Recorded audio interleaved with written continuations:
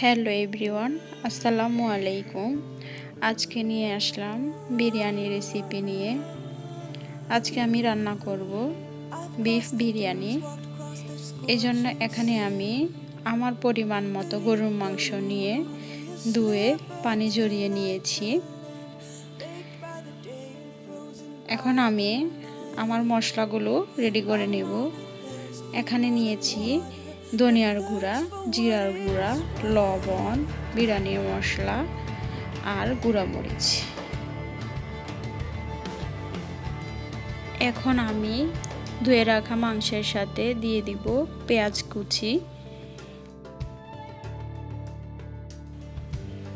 2 চা চামচ রসুন বাটা, 1.5 চা চামচ আদা বাটা, আগে থেকে রেডি করে রাখা মশলা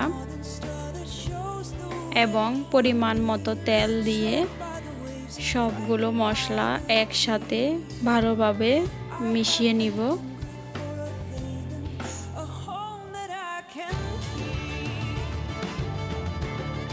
এখানে আমি সসটা দিতে ভুলে গিয়েছি, তাই এখন সস দিয়ে আবারও একটু মেখে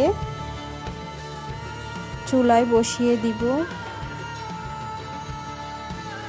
এখন আমি বিরিয়ানির জন্য পেঁয়াজ বেরেস্তা রেডি করে নিব। পেঁয়াজ বেরেস্তা হয়ে গেছে, এখন একটা বাটিতে তুলে একপাশে রেখে দিব। এখন আলুগুলোকে লাল লাল করে ভেজে নিব।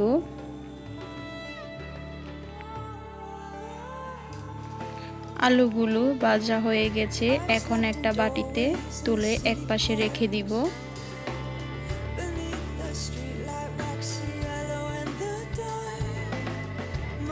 এখন আমি বিরিয়ানির জন্য চালটা রেডি করে নিব। এর জন্য এখানে পরিমাণ মতো তেলে কয়েকটা আস্ত মশলা দিয়ে মশলাটা একটু ভেজে নিব। মশলাটা ভাজা হয়ে গেলে এখন ধুয়ে রাখা চালগুলো দিয়ে চালগুলো 5 মিনিটের মতো ভেজে নিব।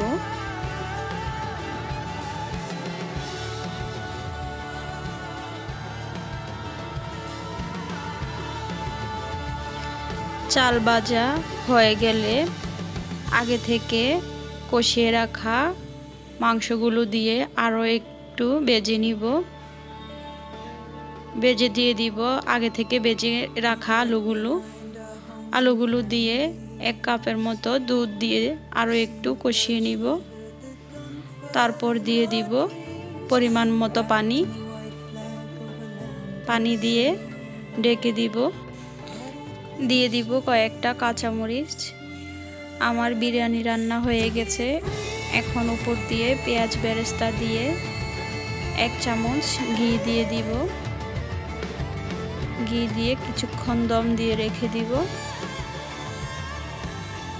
দেখেন আমার বিরিয়ানি রান্না হয়ে গেছে। এখন একটা প্লেটে আমি পরিবেশন করে নিব।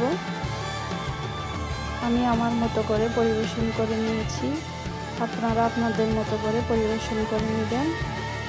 আজকে এ পর্যন্তই। ভালো থাকবেন, সুস্থ থাকবেন। দেখা হবে নেক্সট ভিডিওতে। আল্লাহ হাফেজ।